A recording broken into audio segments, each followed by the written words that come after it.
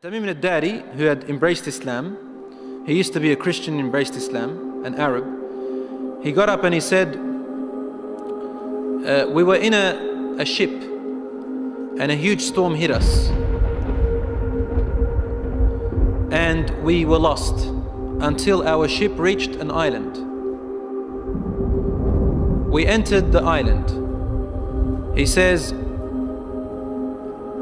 a beast came to us on this island. It had so much hair on it that we could not tell the front from its back.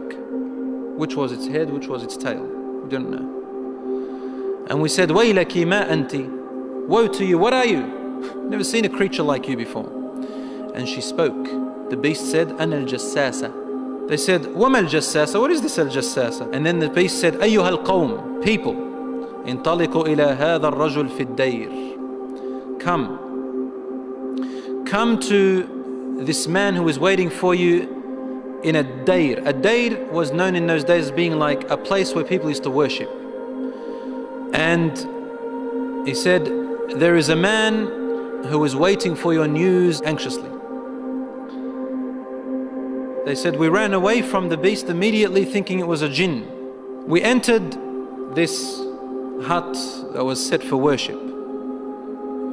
And suddenly we saw in front of us a person, a man who was the biggest in build that we have yet to have seen. His arms were wrapped to his neck with chains like this. And his head and arms were also chained together to his knees, to his legs, like this. So you can just look up, and he's chained up really well, couldn't move. We said, what are you? And he said, you are able to hurt me because I'm chained up. So it's my right to ask, who are you first? They said, very well.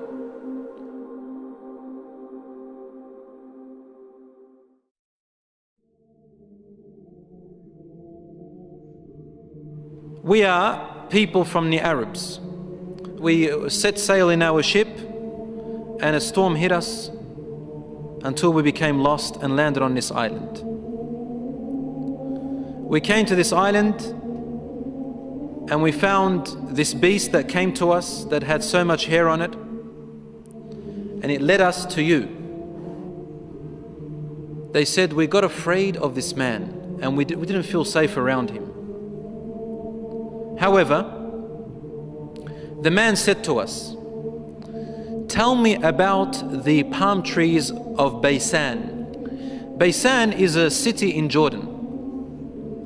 He wanted to know whether there were palm trees planted in there or not. We said, what do you exactly want to know about Baysan in Jordan? He said, I ask you, are there more palm trees and have they be filled with dates or not yet? They said, yes, it is full of palm trees and full of dates. More than many other places in what we know. He said, soon its palm trees and dates will become scarce. Will no longer give fruits. Today, really, in Jordan, dates are scarce now. It used to be in history, abundance. Now listen. He said, now explain to me about Buhayra Tabariyya. You know what Tabariyya is? Which ocean, which sea that is? Okay, the Tabariyya Sea. It's also close to Asham. They said, what do you want to know about it? He said, does it have water in it? They said, yes, there's lots of water. He said, soon its water is going to go away. It's not going to exist anymore. And truly today, the water has gone drier than before. Then he asked them, he said, tell me about Zaghar fountain.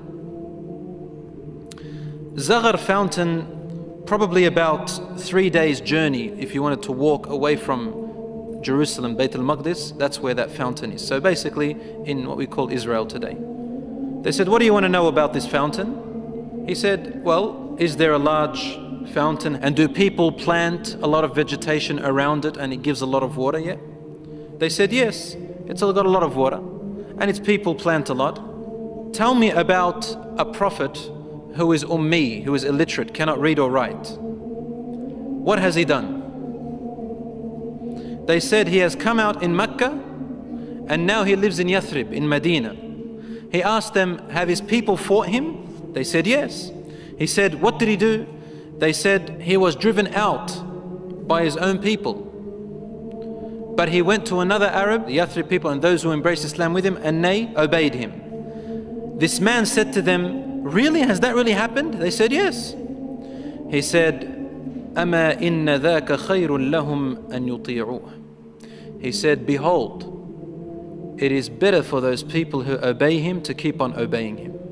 He's actually supporting the Prophet ﷺ. وَإِنِّي مُخْبِرُكُمْ عَنِّي. Now I'm going to tell you about myself. إِنِّي أَنَا الْمَسِيحِ. I am Christ. Isa alayhi salam. وَإِنِّي أُوشَكُ أَن يُؤْذَنَ لِي فِي الْخُرُوجِ فَأَخْرُجْ. He said, now very soon, based on the signs you've showed me, I'm going to be given permission to leave and I'm going to come out. فَأَسِيرُ فِي الْأَرْضِ. I will walk throughout the land. فَلَا أَدَعْ قَرْيَةً إِلَّا هَبَطْتُهَا فِي 40 لَيْلَةً. He said, there wouldn't be a village or a city or a place on earth except that I would have reached it, all in 40 days. The whole world in 40 days. غَيْرَ مَكَّةَ وَطِيبَةَ. All except two places, Mecca and Tiba, Medina. فَهُمَا مُحَرَّمَتَانِ عَلَيَّ كِلْتَاهُمَا. He said, they are both forbidden for me to enter. Now when we say he enters, it means he conquers, takes over. He owns it. كُلَّمَا أَرَدْتُ أَنْ أَدْخُلَ وَاحِدٍ. He goes, every time I wanted to come into one of them, an angel will stand guard holding a sword, and he will prevent me from entering Mecca and Medina.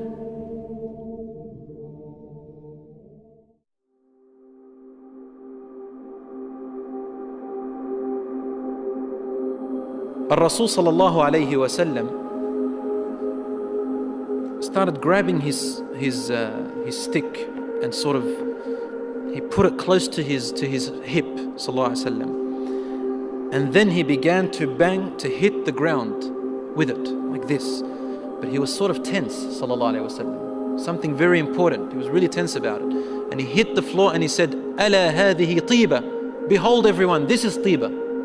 Meaning he's pointing, this is Medina. He's in Medina, he's saying, this is Tiba, which you are in right now.